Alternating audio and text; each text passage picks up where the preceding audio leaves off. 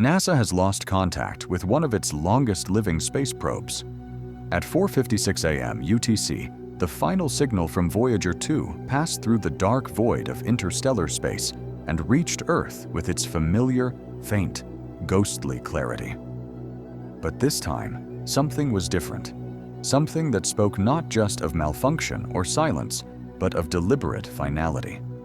The world didn't just take notice, it froze.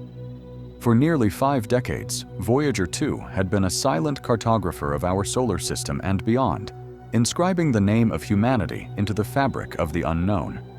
It had long since exceeded all expectations. From its first flybys of Jupiter, Saturn, Uranus, and Neptune, to its plunge into interstellar space, it became more than just a spacecraft. It became an ambassador for Earth, carrying a golden record, a capsule of human culture, further than any human creation had ever gone before. What made this last message so shocking was not the fact that it was received, but its content. The decoded transmission did not contain the usual diagnostic data, coordinate updates, or system status signals that the probe had been sending for decades. It was not a farewell. It was a statement, a structured, coded message that suggested not a malfunction, but deliberate communication. All major observatories, deep space antennas, and scientific institutions turned their attention to the signal. The Deep Space Network frantically double-checked everything. And then, silence. Governments convened emergency meetings. Military satellites were redirected, not because Voyager 2 posed a threat, but because no one could explain what it had said. No one believed it was even capable of such a thing. Space agencies had long anticipated the moment when Voyager's power supply would finally run out. This end was supposed to come gradually and predictably. The scientific instruments would shut down one by one. But this was a clean break. A clear, decisive transmission followed by complete silence. There was a rhythm to the transmission, a mathematical symmetry, an echo of intelligence. But whose? Or what? Those who had access to the message itself were the first to notice its mathematical signature: simple numbers, Fibonacci sequences, binary conversions of the number pi, golden ratios. It was an interweaving of patterns that testified not to chance or malfunction, but to intent. Voyager 2, a probe created solely for observation, became something else. It spoke, not just to Earth, about something. And whatever it was, it stopped the world. There was no consensus on its origin. Did the spacecraft collide with something in interstellar space? Had its systems been hijacked? Had its tiny, radiation-worn brain been rewritten in a final act not of engineering, but of communication? Had it become a vessel?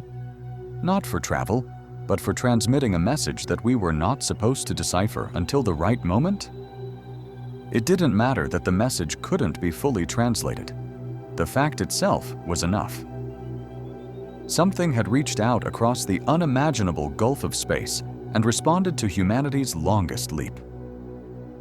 This little probe, drifting toward Sagittarius, may have finally touched the edge of something else, something awake. The power grids remained stable, but hearts did not. Screens around the world lit up with words, translations, and arguments. Social media was flooded with fragments of the message, diagrams of possible interpretations, wild guesses, and frighteningly consistent patterns emerging from independent analyses. The academic world was paralyzed, torn between excitement and disbelief. But the world crossed the line not because of what the message might mean, but because of how it ended. The last seconds of the transmission changed everything. The pattern that began with mathematical constructs suddenly shifted into a sound sequence, within the range of human speech, not just tones, intervals corresponding to phonetic structures. Something was trying to speak in a language we could recognize. A moment later, before the linguistic match could be confirmed, Voyager 2 fell silent. Completely. Not even residual radio noise. Not even a last flash. The end was surgically precise. Some claimed that it had finally run out of energy, but engineers quickly refuted this. Even with reduced power, it still had enough reserve for basic telemetry. According to the plan, the final experiments were supposed to continue in energy-saving mode for at least another year. This was not a power failure. It was a termination of transmission, executed with precision. It was this precision that frightened everyone. Voyager 2, a machine with no artificial intelligence and no ability to deviate creatively from its program, sent a carefully structured message that hinted at a consciousness, awareness, and intention beyond its hardware. Had it been transformed? Used? Intercepted? Was it transmitting something it had intercepted? Or had it, at some unfathomable moment, passed through something, some boundary where the concepts of machine and message merged into one?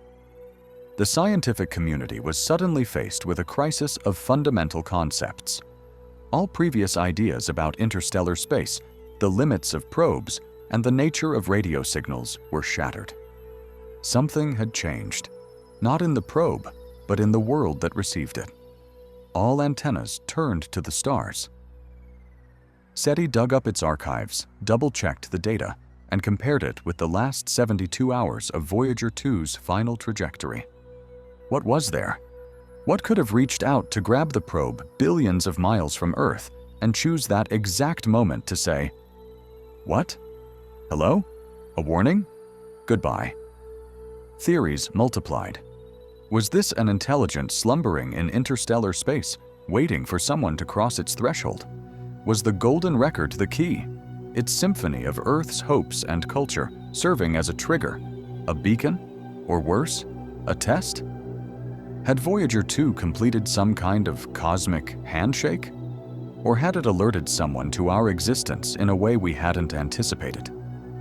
Debate raged as to whether it was a response or an invitation. Others feared it was neither, but something else entirely, beyond binary thinking. The most disturbing thing was not that we had received a message, but that it had come through an object we had created. This meant that we had participated in its origin. And the moment that became clear, Earth's perception of its isolation collapsed.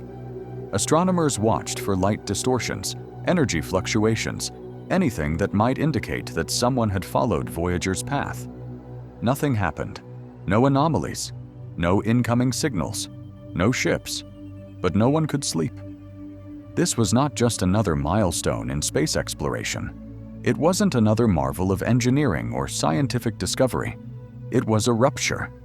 Something had broken the narrative of human separation from the universe. Voyager 2 was the furthest extension of ourselves, and it had spoken. Not just from the edge of reach, but from the other side of something no one was prepared for. Time seemed to slow down in the days that followed, not because the clock stopped, but because attention froze. Governments did not declare martial law. Religions did not proclaim a fulfilled prophecy. But silence took on a new weight. A subtle but pervasive unease spread. People looked at the stars not as points of light, but as potential listeners. The line between observer and observed blurred. Schools suspended science classes to reorient themselves. Universities canceled scheduled lectures for emergency forums, not because people were panicking, but because the veil of ignorance had been lifted. Something looked back. Or worse, something spoke through the things we had built to communicate with the outside world. Voyager 2's last message was not noise, it was a structure, intent. The first proof that the void is not empty, and perhaps even more disturbing, that it chose this moment. Voyager 2 traveled for 48 years, almost half a century, without deviation. Such timing was not a coincidence. It was part of the message. The delay, so long, so perfectly timed, suggested a design or orchestration beyond our comprehension. It was as if the universe had set a clock, and when the hour struck, it used our own device to ring the bell. There was no precedent. There was nothing like this in the history of science. A machine turning into a message. This was not evolution. It was not software. It was a phenomenon. The silence that followed only reinforced the gravity of the realization. One message, one breath through the endless cold, and then nothing. It didn't feel like the beginning of contact. It felt like a sentence or a farewell. This message is not for politics, nor is it only for science. It is for humanity. A mirror turned not toward our nature, but toward our place. We sent out a call, and decades later, something answered. Not with noise, not with interference, but with such clarity that it burned. And now it's gone. The signal stopped the world, not with fear, but with understanding. A brief, crystal-clear flash of awareness. We are not alone, even in our loneliness. And whatever happens next is no longer up to us. Voyager 2 reached not only the edge of space, but the edge of meaning. And when it spoke, it left us changed. No one knows what will happen next. But in those moments after the last signal, the world froze. Not in terror, but in awe.